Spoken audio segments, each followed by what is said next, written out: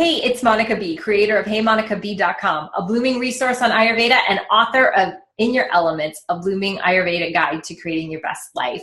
Thank you so much for checking out my last video on where to start in Ayurveda, because we're just starting to learn, and Ayurveda is so big and it's so lovely, but it's so big that it helps to break it down into just a few things that you can use right away. So hopefully you've chosen one of those 5 things we talked about last time, maybe 2 things.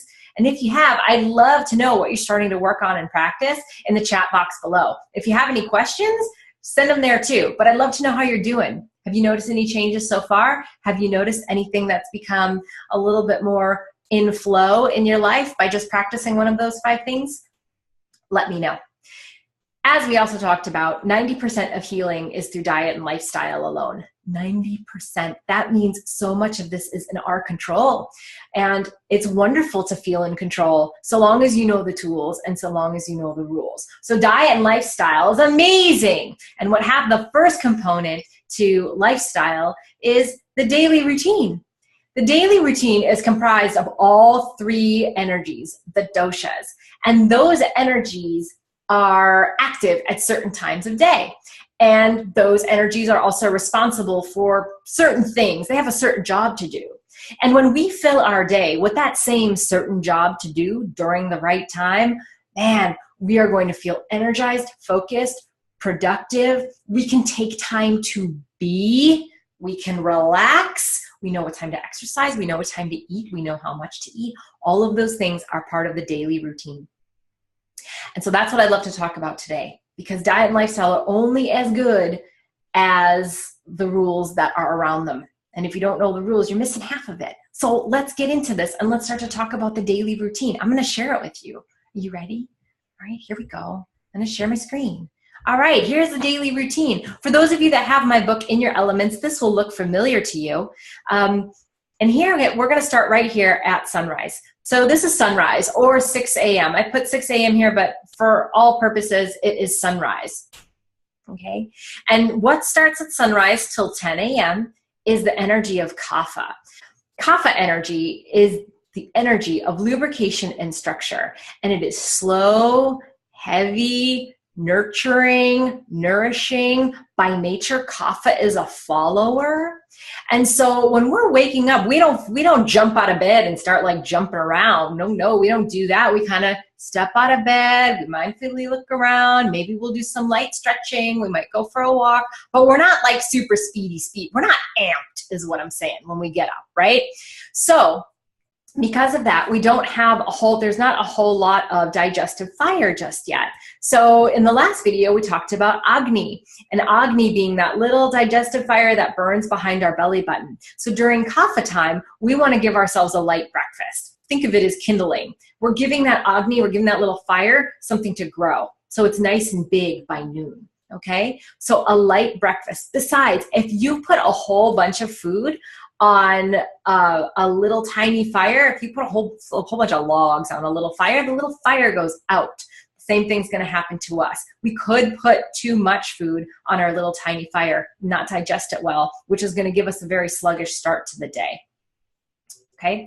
The other thing is to follow our task list. What's a task list? The task list is the thing you created for yourself the night before, so that when we walk into work, whether it's sitting at a computer or on a construction site or in a retail store, whatever we're doing for our daily jobs, is to sit down and look at the task list before we get started. Now, most of us don't walk into work and we're like, hey, ready to get started, woo! You're all excited. That doesn't really happen, right? We get in and we're like, hey, morning, I need my coffee, right? And so because of that heaviness, we walk in and we're a little bit sluggish. And so we look at our task list and we go, oh, hey, look at all these things I need to do right here. I don't even have to think.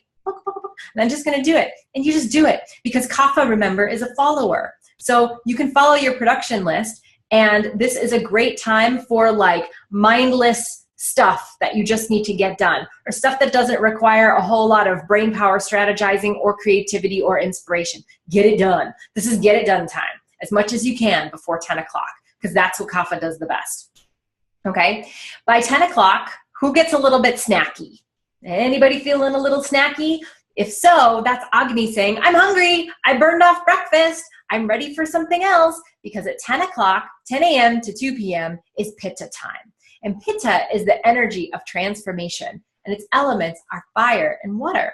And so between 10 a.m. and 2 p.m., this is where we start to get really thinky. We start to strategize, organize, analyze. Maybe we come up with creative solutions to problems when we're starting to look at all the different parts of how to solve a problem.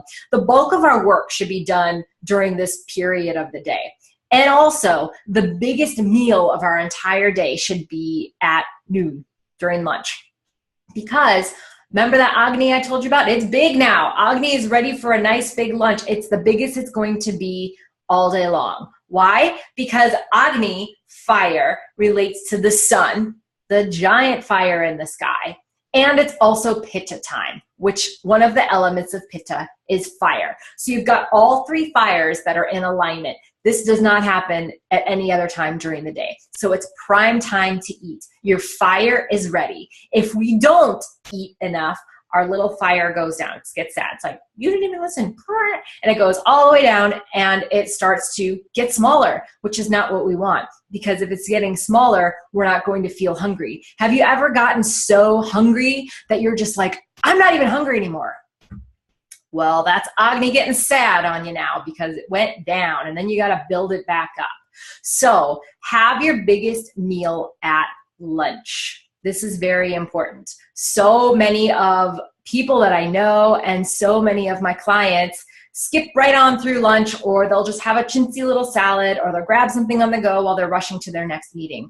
But you know what? Guess what? My day job is in staffing. And in North America, we get 30 minutes a day for lunch. By law. Take it. Take it. Take your lunch. Take your lunchtime. Have your lunch. Sit down in a peaceful place. Enjoy. In Ayurveda, remember, it's not just getting the food down the hatch. It is about enjoying the entire experience. How the food looks, how it smells, sitting in a peaceful place, not multitasking, so not eating and working, which I know can be challenging, but that's best practice, right? So all of those things come into our lunch experience. So have the most food that you're going to eat all day long at noon, and make time for it. Okay, moving on to 2 o'clock p.m. until 6 o'clock or sunset is Vata time. How many people get a little ants in their pants around 2 o'clock or 3 and you're like, I kind of need a snack, or maybe I need a coffee. Anybody want a tea? Do you want to go get some water? Do you want to go for a walk around the block? Do you want to like, oh, I can't take it. There's still like 3 more hours in the day. I kind of want to just go home. What's on Facebook? And you do all these squirrely things. Well, that's why. Vata is the energy of movement. And so it's squirrely time. Not really. If Vata energy is moving like it should, it's intentional, and it moves and it flows and it kind of soars like a bird. It's not crazy, but you might feel a little bit like moving around. And when we're in an environment where we're supposed to be still and quiet all day, we can feel like a squirrel, but it's okay. Use this time for creativity.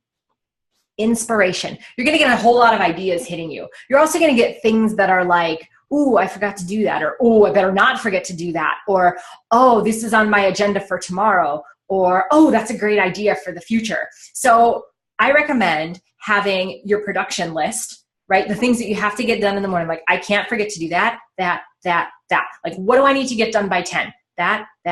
Just make that little list. And then you can have your inspirational list or whatever, maybe on a different page, something that these bright ideas that are coming to you.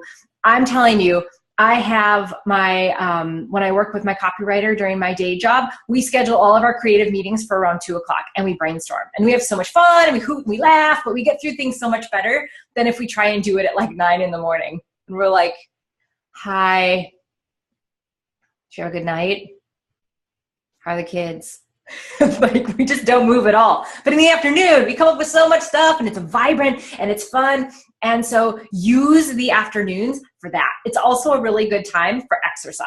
So if you wanted to go for an afternoon walk, or you wanted to go to the gym or have a yoga class or something, that's a great time to exercise, because we naturally want to move. Okay? So creative time, inspiration time, making a task list for the next day, and a good time to exercise. And then once the sun's set, look what time it is again.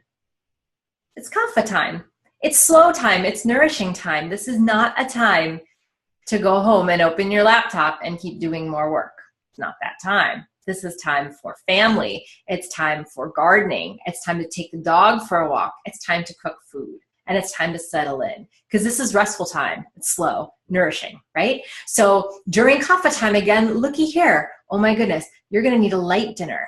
Why? Well, first of all, because you had a big giant lunch, so you shouldn't be starving by the time you come home because you've been nourished all day. And your Agni had plenty of food to work on and nourish you and fuel you through the day so you could think of all these bright and creative ideas. But now we're slowing down and there's no more sun that's on the horizon, right? It's lower. So Agni's going with that sun and it's getting a little bit smaller for the night. It's getting ready to cozy down and take its own little rest for the evening. So dinner should be light.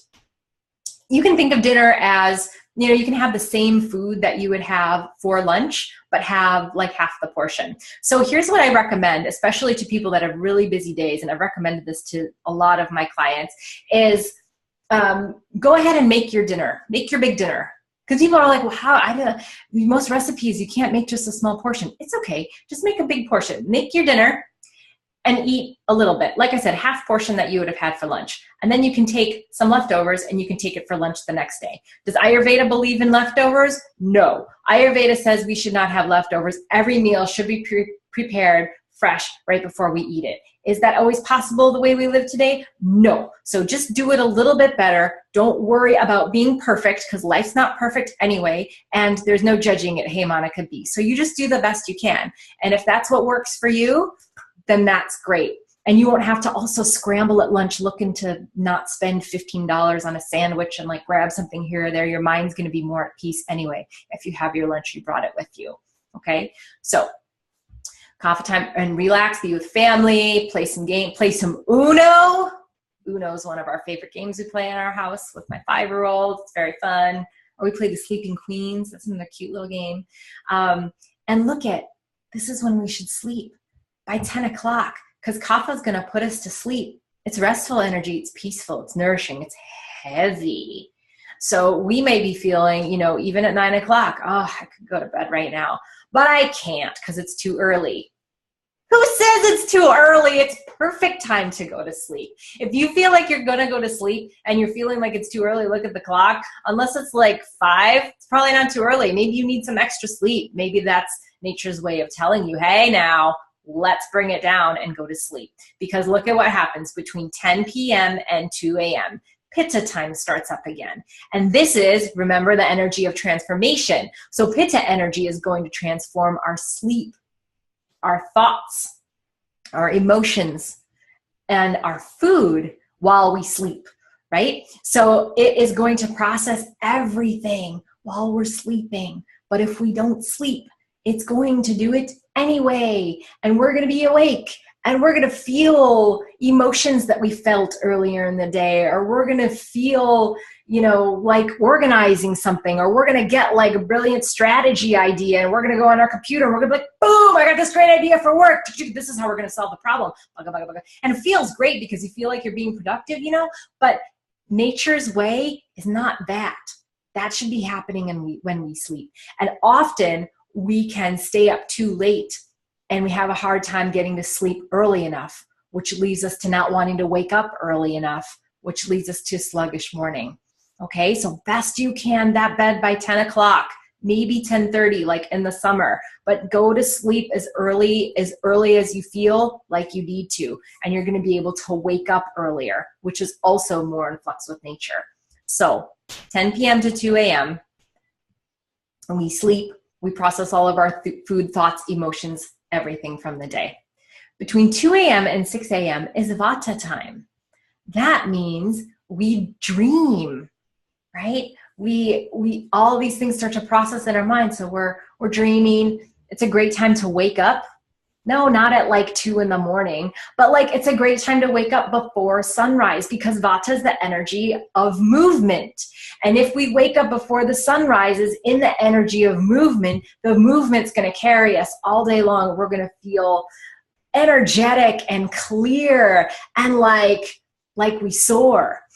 I taught a boot camp class years ago in the Bay Area down at Crissy Field. And I used to have to wake up at 4:50 in the morning to get to class by 5:30. And for a while, it was hard to get up that early. But once I did, I was like, this time is like magical. And I never felt tired. I would go to bed early though. I would also go to bed by like 8:30 or 9 o'clock in order to get up that early.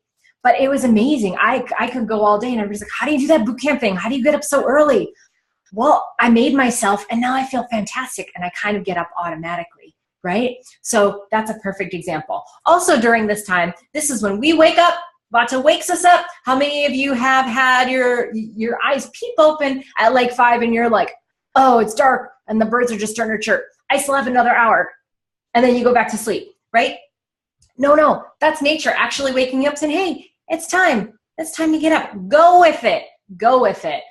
But instead we hit the snooze and then we oversleep and we sleep into kapha time and then we're like, I can't get up. I need more sleep. You don't need more sleep. You just need to get up at the right time. Okay, so also during this time is good for exercising. Any yoga, or if you wanted to go on a morning walk or anything to move your body is great before you do a meditation.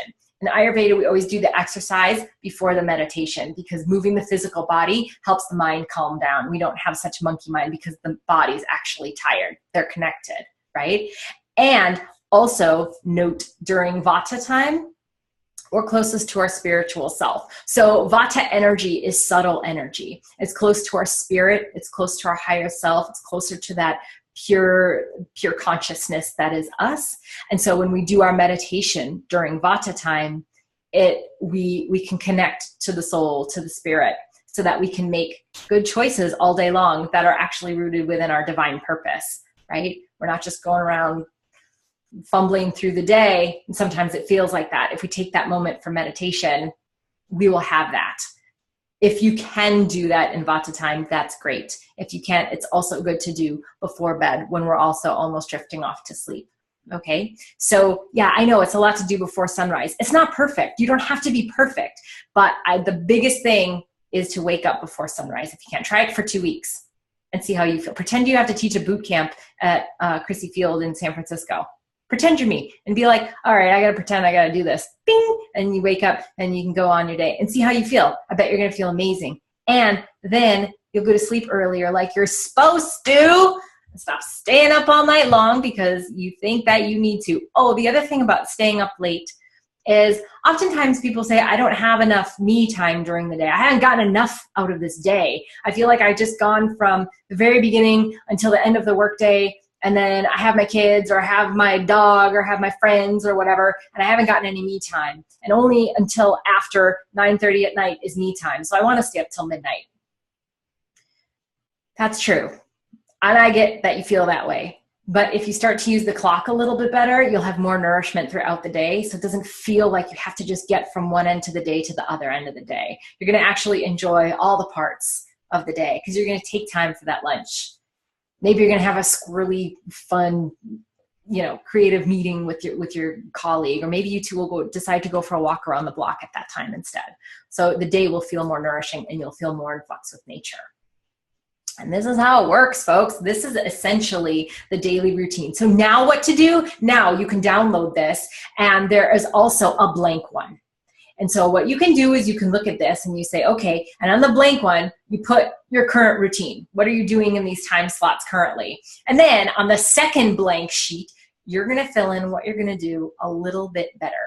And I would you can fill out the whole thing, but I would recommend when it's done, picking 1 or 2 max. That's it. 1 or 2 things to change, to shift your clock so that you're more in flux with nature and see how it works for you.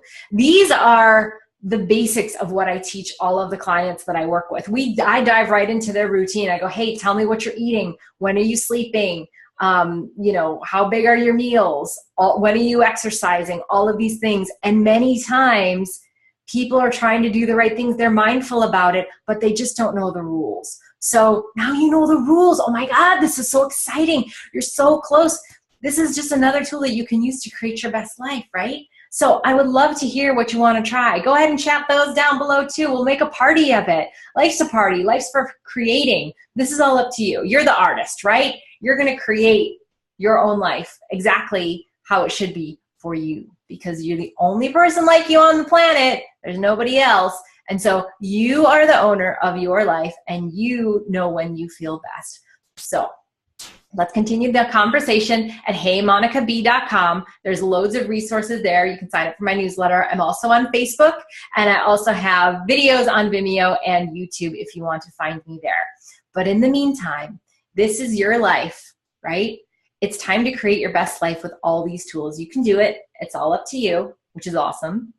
And I'd love to hear how this works out for you. So go get to it. Go create your best life, and I will see you next time. Mwah!